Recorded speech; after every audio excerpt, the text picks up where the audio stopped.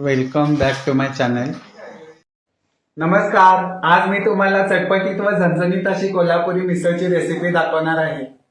चला तर मग त्यासाठी लागणारे साहित्य पाहूया. मीठ, घरी बनवलेला गरम मसाला, लवंग दालचीन बदाम फुलची पावडर, धने जिरे पूड, मसाला तिखट, खोबऱ्याचं किस, बारीक चिरलेली कोथिंबीर, बारीक चिरलेला बटाटा, टोमॅटो, कांदा, आलं लसूण पेस्ट, कढीपत्त्याची पानं, 1 चमचा तूप, अर्धा वाटी तेल, तीळ, काजू, मिक्स मोड, फरसाणा, जिरे मोहरी, हळद, हिंग.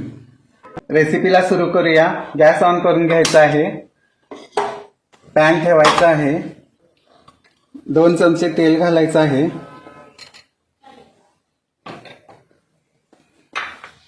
आता यामध्ये कांदा घालायचा आहे.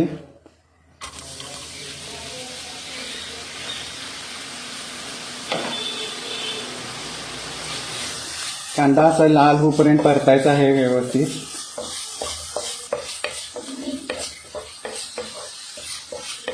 छान आपला आता इथं कांदा लालसर झालेला आहे. आता यामध्ये टोमॅटो ऍड करायचा आहे.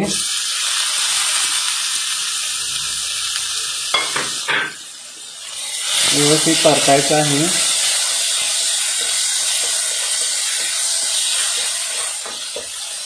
व आता यामध्ये मी थोडीशी मोड पण टाकणार आहे. 1 मूठभर मोड घालायची आहे.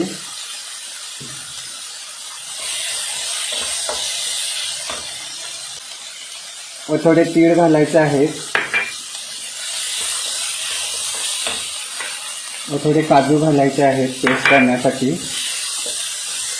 म्हणजे याला अगदी मस्त छान अशी पेस्ट तयार होते ह्याची.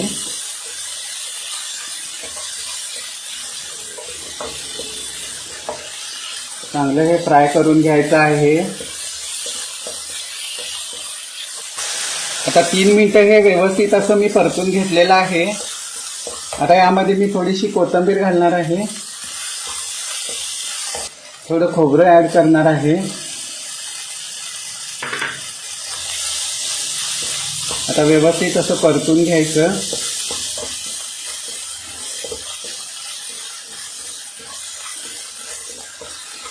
व आता गॅस बंद करून घेणार आहे व हे मिक्सरला लावून घेणार आहे.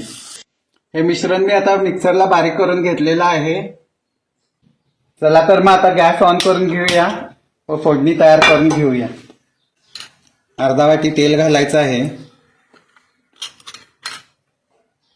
छान आपलं तेल गरम झालेलं आहे. आता यामध्ये 2 चमचे मोहरी टाकून घ्यायची आहे. 2 चमचे जिरे टाकून घ्यायचे आहेत. कढीपत्त्याची पानं टाकायची आहेत. अर्धा वाटी कांदा घालायचा आहे. व्यवस्थित मिश्रण असं परतून घ्यायचं आहे.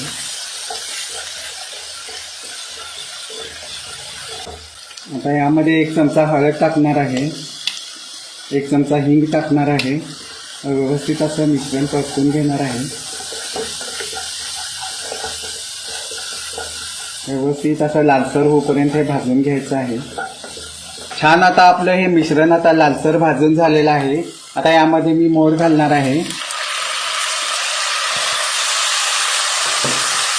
व्यवस्थित असं हे परतून घ्यायचं आहे. हे 2 मिनिटं परत भाजून घ्यायचं आहे व्यवस्थित.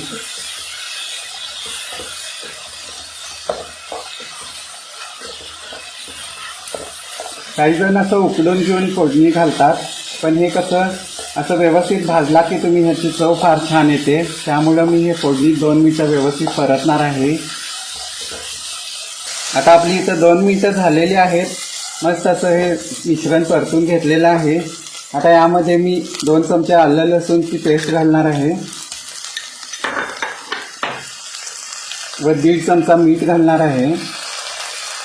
व मी मसाला तिखट 2 चमचे घालणार आहे. लवंग दालचीन बदाम फुलची पावडर 1 पाव चमचा घालणार आहे. व घरी तयार केलेला गरम मसाला मी 2 चमचे घालणार आहे. धने जिरीची पूड 2 चमचे टाकणार आहे. व व्यवस्थित असं हे मिश्रण परतून घेणार आहे.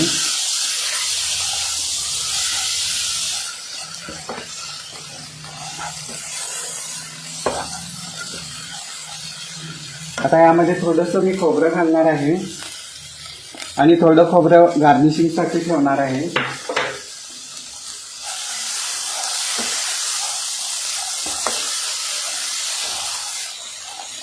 आता यामध्ये मी बारीक चिरून घेतलेला बटाटा ऍड करणार आहे. बटाटा सगळ्यात शेवटी घालायचा आहे, कारण बटाटा कसा आहे 2 मिनिटं परतलं की फार शिजून जातो, त्यामुळं नंतर बटाटा घालायचा आहे, हे लक्षात ठेवायचं.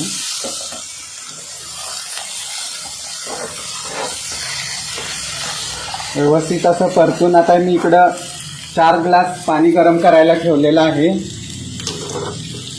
ते पाणी मी आता यात ऍड करणार आहे.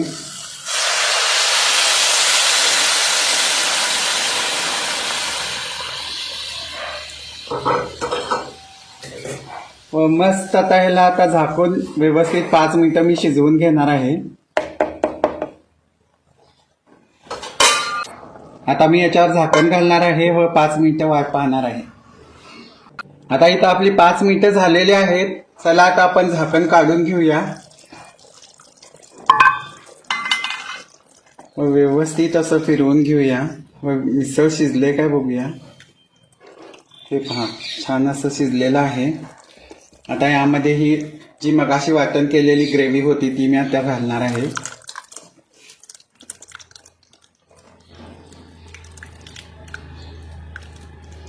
व परत 2 मिनिटं ह्याला झाकून ठेवणार आहे.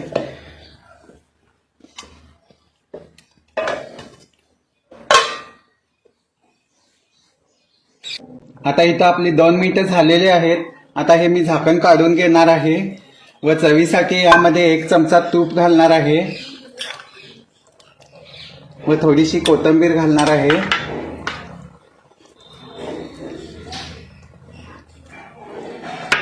व व्यवस्थित असं मिक्स करून घेणार आहे. हे पहा, आपली चटपटीत लज्जतदार आणि मस्त अशी ही झणझणीत मिसळ आपली तयार झालेली आहे. आता गॅस बंद करून घेऊया व गार्निशिंगसाठी खाली उतरून घेऊया. झटपटीत कोल्हापुरी मिसळ आता मी गार्निशिंग बाउलमध्ये काढून घेतलेली आहे. चला तर आता याला गार्निश करूया. पहिल्यांदा फरसाणा घालायचा आहे, त्यानंतर कांदा 2 चमचे घालायचा आहे.